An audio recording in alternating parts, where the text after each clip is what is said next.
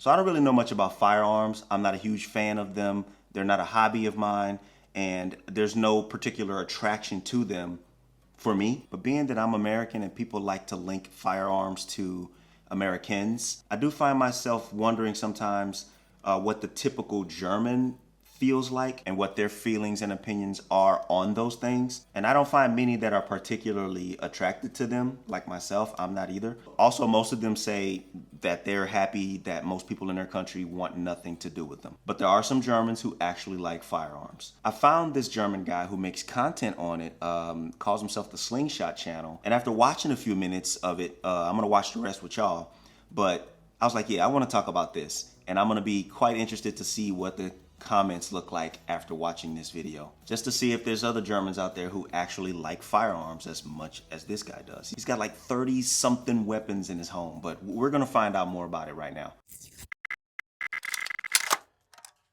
What's going on, everybody? Christopher here, back with another video. Thank you for watching this content. The only thing that I ask and appreciate is that you like the video. So enough with the stuff. Let's get into what exactly this guy feels about having firearms in Germany. Firearms. Now, a lot of people in the US think that in Germany firearms are illegal and banned and can't be owned by citizens. Now, that's nonsense. There's about 1 million legal firearm owners in Germany. Real quick, I'll be the first one to admit that one of my misunderstandings is that it was actually illegal for the common person to own and have property that included firearms. But let's see what he says about it. And altogether they have about 6 million fully licensed firearms. Basically the same type that you can have in the US. Like, for example, my HK MP5. Nice one. He's excited about his weapons. I watched up to about this point, but he's really excited about his weapons and he loves them. I find it interesting to see a German guy so excited about it. But I don't know why I'm surprised. Why am I surprised at that?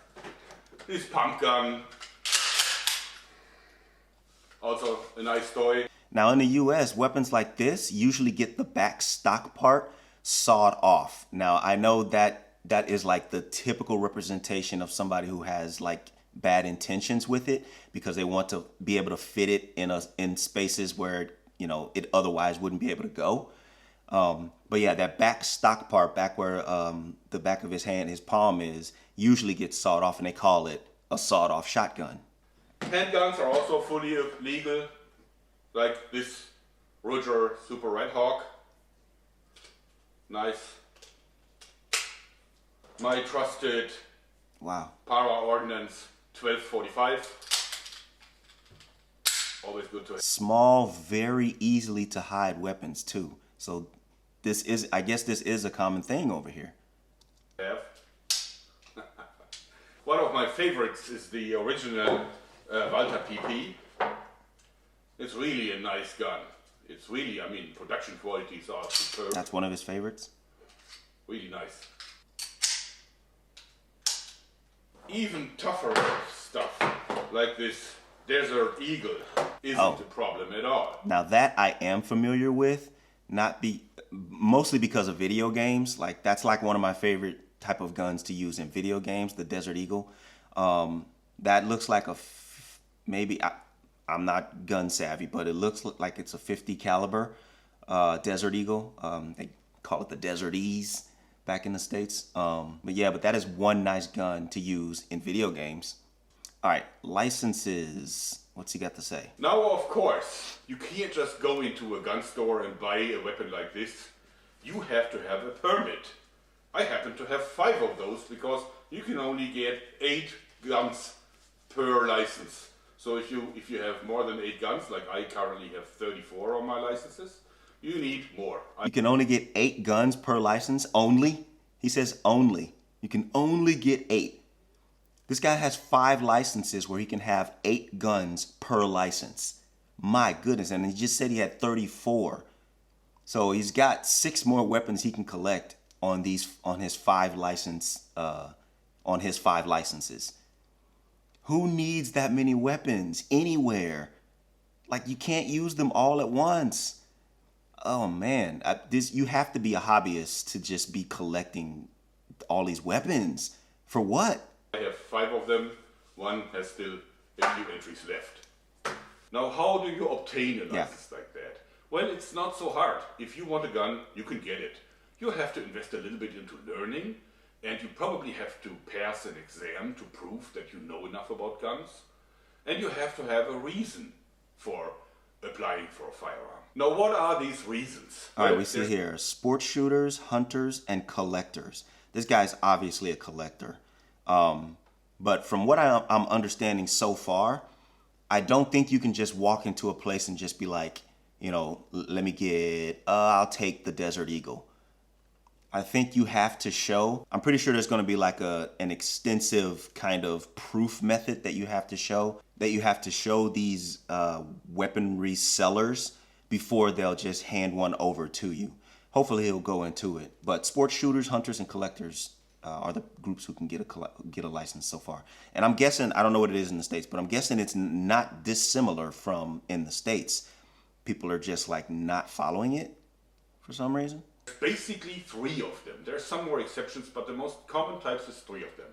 You have to be a member of a shooting club, so it's a sport for you, and then you can pretty much get any gun that you want, because there are so many disciplines that you will find the right one for the gun that you want to shoot. And you have to practice for a while, like a year or so, and of course you have to have an absolutely clean criminal register. Common type number 2 so he said you have to practice for like a year or so. So that tells me that throughout that year, you're not to be issued the weapon. You can't have the weapon until you've done your practices over the course of that year. So there may be like a registry where they keep up with who's been coming to their practices or shooting practices or whatever the case may be. And you're not even signed off to receive your weapon until you've completed your practice. And that's kind of extensive, over a year. A hunter, if you learn about hunting, you have to go to a class and you have to pass an exam.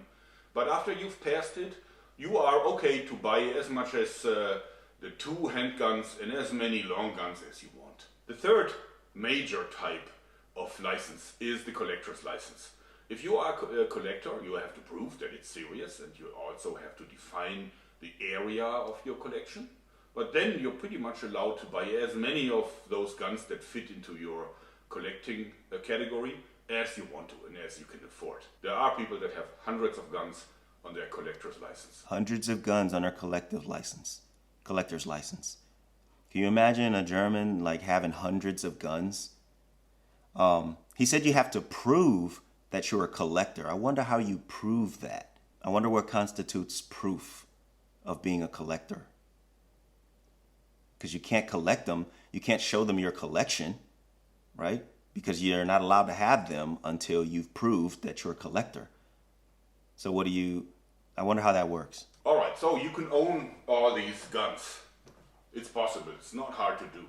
But what can you do with it? Well, first of all, you can of course take them to the place where the purpose is. So if you are a sportsman, you have to bring it to a certified range, and then you can practice and you can participate in tournaments and all that. If you are a hunter, you can of course take it into your hunting area and then hunt with it. That's also fully okay. But you can certainly not just take it into the next bar or go through the mall with it. That's absolutely impossible. For that, you would need a special license, an additional license, and that license is like a carry permit in the US. It is almost impossible to get for someone outside of the security industry. Wow. So you can't get an open carry license if you're not inside the security industry. And I'm thinking he's speaking about security as in the police force, people who watch banks, people who change out the money machines or refill the ticket machines inside the train stations. Stuff like that. I see those guys with their weapons all the time. So I'm thinking when he says security, he's talking about people in that field. And he says it's almost impossible to get one in Germany. So no open carry in Germany. Boom. Can you shoot these firearms onto your own ground? No. Even if it's outside of the city limits, there's no way. You have to go to a certified range. But don't forget, Germany is a very densely populated country. So it would be catastrophic if people would be allowed to shoot out in the woods. And that's definitely different than in the States where there's lots of open space. And it's not uncommon to see people in rural areas going out for gun practice. They'll find a mound to shoot in front of to collect the bullets, and they'll just practice shooting cans and bottles and all kinds of stuff. It's just way more common to see that in the States than it is to see here. Obviously, that's an obvious one. So yeah, you won't be practicing your shots on your own land. Even if you are allowed and registered to own a vehicle in or on your property, you won't be able to practice anywhere in Germany. It's just the way it is. License-free guns. Then also there is this type of guns, firearms that are unregulated. This means you can buy them as long as you're 18 or older. And this includes like models designed before 1870. For example, this Smith carbine, which is 50 caliber. It's of course percussion lock, and it is even a breech loader, so you can breech load this with the cartridge, and then it's a fine gun. And of course, you can also only shoot it at the gun range, but you can own it without Wow, so any there gun. are weapons you can own without even having a permit for it. That's a 50 cal right there, so wow. This is interesting stuff. I would have never known this about Germany. Germans don't talk about guns. I don't really talk about guns, but I never hear it just floating around in conversation or on the internet or anything. Not that I'm really searching, but you just don't hear this. Next thing on our list is air guns, like this very cool That's cool Weihoff looking. HW. I can understand air guns. With a No very license. nice telescopic sight and a silencer. With the silencer though, wow, okay. These guns are unregulated as long as they're under 7.5 joules, which may be around 5 foot-pounds of energy. That's enough for some blinking fun, but of course forget it for, it won't cause any real damage. That's why they limited it to 7.5. You said it's enough for drinking fun, getting drunk and like playing with your air guns with silencers. Now, of course, you can also get them in the unlimited version. This means they have like sometimes over 50 joules, like 35 foot-pounds of energy or so on. But then you need the same permit that you need for a firearm. This means you have to go through the year of practice and you have to store them safely. With the limited ones, no more than 7.5 joules, none of these rules apply. Same goes for pistols, like this very cool CO2 powered gun that fires lots of pellets, and it does so with a very good accuracy, but of course limited to 7.5 joules. And I don't think that this one is even available in a stronger version, since of course it's limited. All right, he started talking about like knives and stuff like that, but I skipped to part 8, which is banned objects and the conclusion that he comes to. So let's see how he wrapped this up. There are several things in Germany that are completely banned, that you cannot own. For example, shuriken, like throwing stars, ninja stars. Those are illegal, I think, solely because Bruce Lee made them look so dangerous in his films in the 70s. No stars. No ninja stars here in Germany. The 70s. I don't think that there is a single criminal incident on record where someone used a shuriken, because these things are really not that dangerous. They're toys, basically. But I wouldn't say they're toys. I wouldn't say they're not dangerous. I've seen some really sharp, nasty stars, ninja stars, or shurikens, or whatever you call them. they banned them because they look so dangerous. Well done, Bruce Lee. If you ask me what I personally think about gun laws in Germany, I think with some exceptions, it's actually a fair law. If you keep in mind that you can get pretty much anything you want as long as you learn the trade and as long as you have a clean register, then I think that's a fair way to deal with things. Now there's a few stupid exceptions, but well, come on, these are politicians. Of course, lots of things that they decide upon is nonsense. So, I hope you like this because that's it for today. I love this guy. So, there we have it. There we have it. That's what he came up with. Those That was all about the Germans' gun laws, and if you're able to carry, personally carry, if you're able to own and collect and have abundance of them. And obviously the answer to this is yes to all of it. Very similar to what I know about in the States as far as the laws there. The difference I see here is responsibility, personally.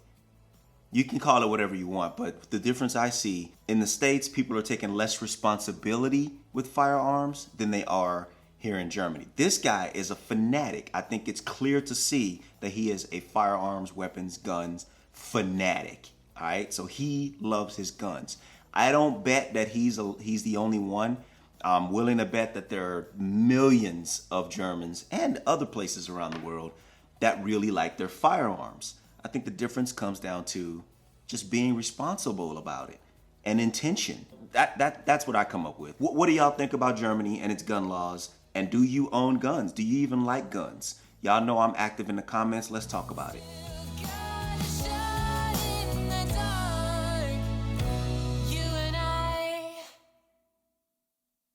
I hope you like this because that's it for today.